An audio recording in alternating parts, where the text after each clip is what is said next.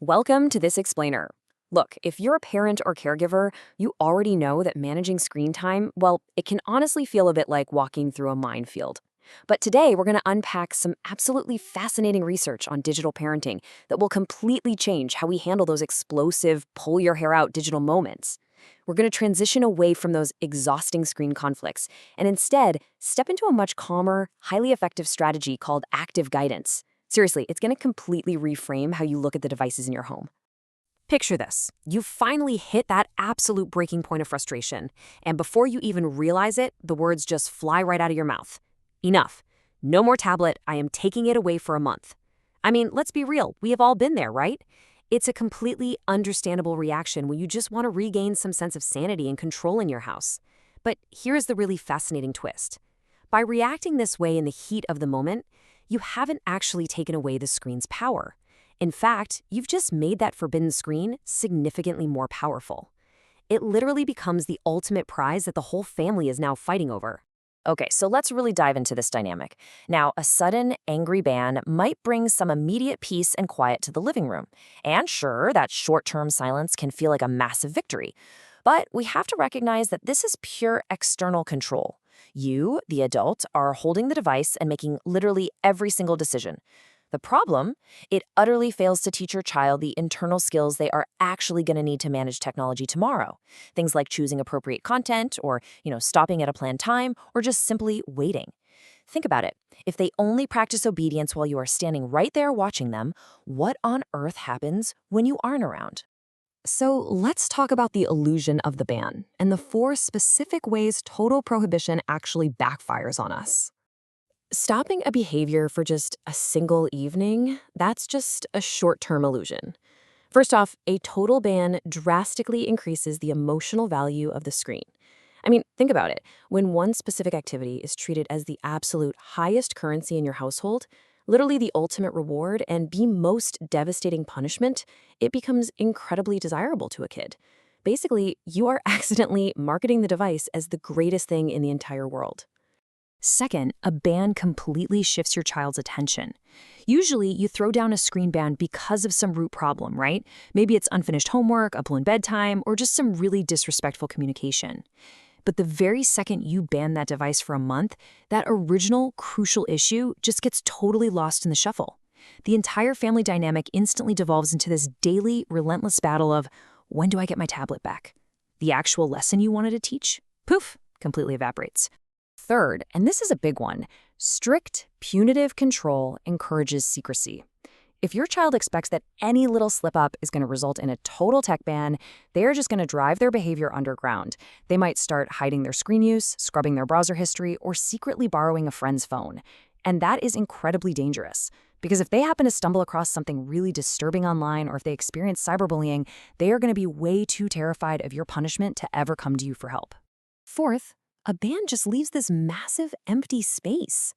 Simply removing a screen doesn't automatically magically create a healthy, balanced alternative life. If you just make the device vanish, but your kid doesn't have access to outdoor play or movement or engaging hobbies or just shared family time, well, you haven't actually solved the problem. You've just left a giant void. You really can't expect a child to go from a highly stimulating digital world straight into absolute boredom without putting up a massive fight. Now, let's move on to when to step in, because sometimes safety absolutely requires firm, protective restrictions. So the crucial point here is that active guidance does not mean permissiveness. Not at all. There are definitely times when strong restrictions are absolutely vital. If you spot a safety red flag, we're talking things like cyberbullying, exposure to dangerous content, any contact with an unsafe person, or just severe sleep destruction, you must take appropriate action. You pause and assess, you supervise and filter, or you keep that device completely out of the bedroom. These are firm, protective responses directly tied to a real risk. They are not just some undefined, angry punishment thrown out in the heat of the moment. Which brings us to the middle path, the 5-part guidance plan. This is what the research calls the middle path. It's moving away from those wild extremes of total bans or totally unlimited access, because honestly, both of those extremes fail to teach digital responsibility. So here is how we systematically build that responsibility. Step 1, Identify the real observable problem. Don't just throw your hands up and say screens are ruining everything. Pinpoint it. Is the specific problem delayed sleep? Is it unfinished homework? Step 2. Create a boundary directly related to that exact problem. Step 3. Explain your reason briefly. Just keep it short, no long, drawn-out lectures. Step 4. Intentionally build that attractive life outside the screen with hobbies and family rituals. And finally, Step 5. Gradually transfer the responsibility back to them as they show they're ready. Freedom really should grow alongside demonstrated responsibility, not just because they had another birthday. And this brilliantly illustrates exactly how we change our script to actually make that plan work. Look at the left side here, the classic emotional ban. You are never using that game again. It's just a dead end, right?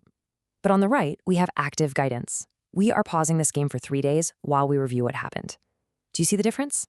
That right side is still incredibly firm, but it creates a definitive, clear path back to responsible use. It tells the child exactly what is happening and exactly when the situation will be reviewed. Let's move to the next scenario and see how this builds.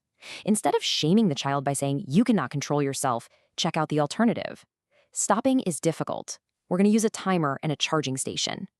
Guys, this is so powerful, it actually validates that, yeah, persuasive technology is really, really hard to put down.